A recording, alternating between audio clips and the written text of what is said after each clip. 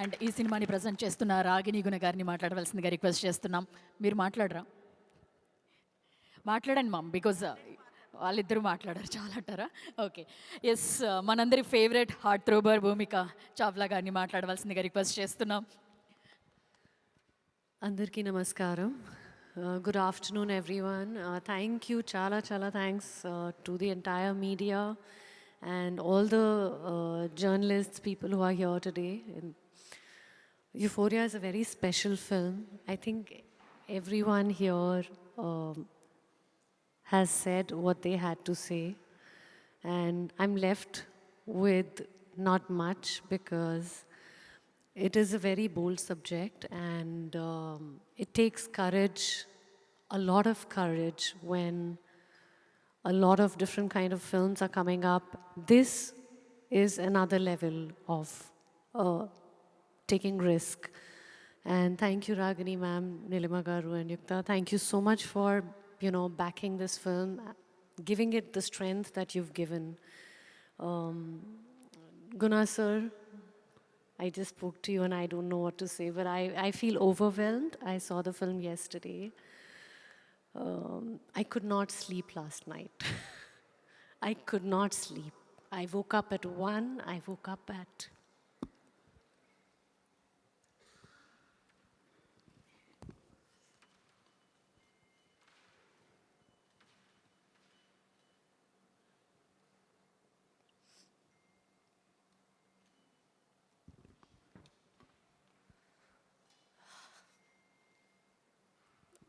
Yes, Vaishi Goud emotional అనేది ఖచ్చితంగా రేపు థియేటర్స్లో మనకి ఖచ్చితంగా తెలుస్తుంది. అండ్ నిన్న ప్రీమియర్స్ చూసిన అందరూ కూడా అదేవిధంగా అందరూ కూడా కంటతడి పెట్టుకున్నారు. మనమందరం కూడా రేపు చూసిన తర్వాత ఖచ్చితంగా ఎందుకు ఈరోజు భూమిక గారు బాధపడ్డారు లేదా ఏడ్చారు అనేది రేపు థియేటర్స్లో తెలుస్తుంది. ఒక మంచి మెసేజ్తో గుణశేఖర్ గారు మన ముందుకు రాబోతున్నారు.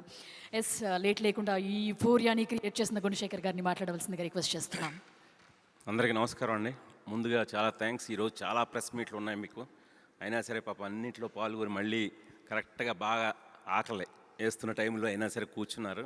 సో చాలా చాలా థ్యాంక్స్. సో 1992 నా ఫస్ట్ ఫిలిం డెబ్యూ లాఠీ. ఇప్పటికి ఆల్మోస్ట్ 34 years అయింది అనుకుంటాను. ఇది నా 14వ సినిమా. కానీ నా మొదటి సినిమాకి ఎలా అయితే నర్వస్గా ఫీల్ అయ్యానో అలా ఫీల్ అవుతున్నాను. ఎందుకంటే ఒక కొత్త కథని కొత్తగా చెప్పాలని ప్రయత్నించాను, నా శాయశక్తిలో ప్రయత్నించాను. ఖచ్చితంగా దాన్ని మీరు ఆదరిస్తారని, నేను ఎలా ఫీల్ అయ్యి ఒక ఎమోషనల్గా తీశానో అంతే ఎమోషన్ మీకు కూడా కలగజేస్తానని గట్టిగా నమ్ముతున్నాను. నేను ఎప్పుడు కూడా ప్రేక్షక దేవుళ్ళనే నమ్ముతాను. వాళ్ళ టైంకి, వాళ్ళ డబ్బుకి, వాళ్ళ విజ్ఞతకి వాల్యూ ఇస్తాను. ఈ మూడు మళ్ళీ దృష్టిలో పెట్టుకొని, ఒళ్ళు దగ్గర పెట్టుకొని యూఫోరియా అనే సినిమా తీశాను. ఖచ్చితంగా మీ టైంను వృధా చేయను, మీ డబ్బుని వృధా చేయను, మీ విజ్ఞతకే పెద్దపీట వేశాను. ఖచ్చితంగా ఈ యూఫోరియా అనేది ఆ స్థాయిలోనే మీకు నచ్చుతుందని నమ్ముతున్నాను. అలాగే అంటే ఈ సినిమా పేపర్ మీద బడ్జెట్ లెక్కలేసుకుంటే నిన్న చూసిన కొంతమంది మిత్రులు ఏంటి సార్ డబ్బులు అలా పెట్టేశారు అని మన ఇండస్ట్రీ మిత్రులు అన్నారు. కానీ అంటే ఈ కథకి ఎలా పెట్టాలో అంతా పెట్టేశారు. కానీ ఇండస్ట్రీలో ఏ ప్రొడ్యూసర్ మాత్రం ఈ సినిమా తీయడండి. ఎందుకంటే ఈ సినిమాకి ఇంత ఖర్చు, ఇంత టెక్నికల్ వాల్యూస్ తోటి, ఇంత ఎక్స్పర్టైజ్తో చెప్పాలి. బట్ అది కొత్త వాళ్ళ మీద చెప్పాలి. సో కొత్త వాళ్ళ మీద చెప్పినప్పుడు మనకు బడ్జెట్ బ్యారేజీలు ఉంటాయి. అలాంటిది మీరు అవేమీ పట్టించుకోకుండా సినిమాని, కథని ఎలా అయితే నమ్మారో, మీరే కాదు మీ ఫ్యామిలీ మొత్తం కూడా నమ్మి ఈ సినిమాని అంటే ఒక మీకు ఫ్యామిలీ ప్రొడక్ట్ లాగా తీశారు మీరు. అది ప్రతి ఫ్రేమ్లోనూ కనిపించింది.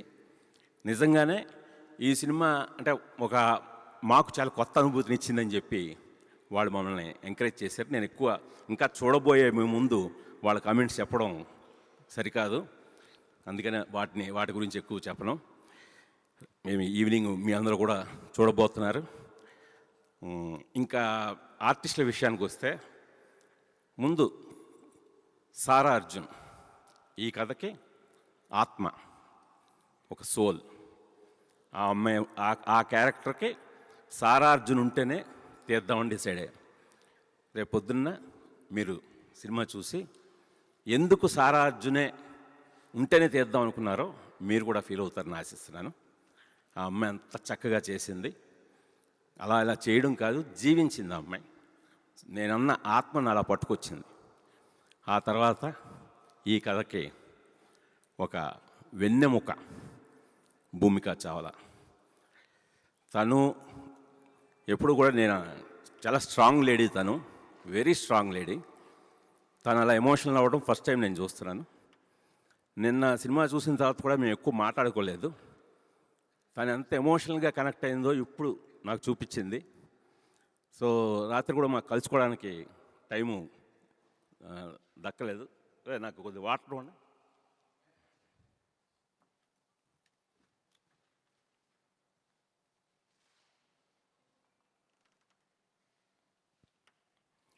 అంటే ఈ కథని భూమికా చావ్లా అనే ఆర్టిస్ట్ కాదండి, ఒక వింధ్యా వేములపల్లి అనే పాత్రలో జీవించింది ఆవిడ. నేను ఎక్కువ చెప్పకూడదు కానీ రేపు ఆడియన్స్కే వాటి చూడబోతున్న వాళ్ళని ఒక చిన్న ప్రిపరేషన్ ఇస్తున్నాను అంతే. ఆవిడ నిజంగా ఈ కథని చదివినప్పుడు ఎంత అర్థం చేసుకున్నారో, ఆవిడ పోర్ట్రే చేసినప్పుడు కూడా నేనే చాలాసార్లు ఏంటి మన భూమికేనా 23 ఏళ్ల క్రితం ఒక్కడు స్వప్నైనా ఈ రోజున ఎంత మెచ్యూర్డ్గా, ఇంత ఒక వింధ్యా క్యారెక్టర్లో, అంటే వెరీ కాంప్లెక్స్డ్ క్యారెక్టర్ అండి. సో అంత కాంప్లెక్స్డ్ క్యారెక్టర్ని ఒక తల్లిగా, ఒక ఎడ్యుకేషనిస్ట్గా, ఒక సోషల్ యాక్టివిస్ట్గా, ఒక మామూలు గృహిణిగా, ఇన్నింటి మధ్య ఆవిడ చూపించిన తేడా కానీ ఇవన్నీ చాలా చక్కగా అర్థం చేసుకొని ఆ పాత్రకు ఆవిడ అలా జీవం పోసారు. కాబట్టే ఇందాక ఎమోషనల్ అయింది భూమికా చావ్లా కాదు, వింధ్యా వేములపల్లి. ఇంకా తర్వాత ఈ కథకి బ్రెయిన్ అనేది చాలా డేంజర్. ఆ బ్రెయిన్ క్యారెక్టరే వికాస్ వేములపల్లి అనే ఈ కుర్రాడు విఘ్నేష్ గవిరెడ్డి. సో ఇది కూడా అంటే చాలా ఈ రోజున మన మైండ్ అనేది చాలా చాలా అతి ప్రమాదకరం. అంటే ఒక విచక్షణ కోల్పోవటానికి ఒక సెకండ్లో వేయవచ్చు చాలంటారు. ఒక్కవేళ ఆ విచక్షణ కానీ కోల్పోతే కేవలం మన జీవితాలే కాదు, మనతో ముడిపడి ఉన్న వాళ్ళందరి జీవితాలు కూడా ఎలా ఎఫెక్ట్ అవుతాయి, ఎలాంటి పర్యావసనాలు ఎదుర్కొంటారు అనేది నిన్న కొంతమంది మన దర్శక మిత్రులు కొందరు చూశారు, మన రైటర్స్ చూశారు. సార్ సినిమా చూస్తే భయం వేస్తుంది సార్ అన్నారు. అదేంటి సార్, ఒక హారర్ సినిమా అయితే తీయలేదు కదా నేను యూఫోరియా అని భయం వేస్తుంది ఏంటండి. సార్ ఇంట్లో ఇలా జరుగుతున్నాయా, మన ఇంట్లో ఇలా జరుగుతుందా, మన పిల్లలకి ఇలా జరుగుతుందా, ఏమో జరిగిందేమో వాళ్ళు చెప్పట్లేదేమో, బయట ఇంట్లో అలా జరుగుతుందా, నిజమే కదా పేపర్లో చదువుతున్నాం కదా. సినిమా అంతా మొదటి ఫ్రేమ్ నుంచి ఎండ్ ఫ్రేమ్ వరకు భయపడుతూనే చూసాం సార్. అంటే ఈ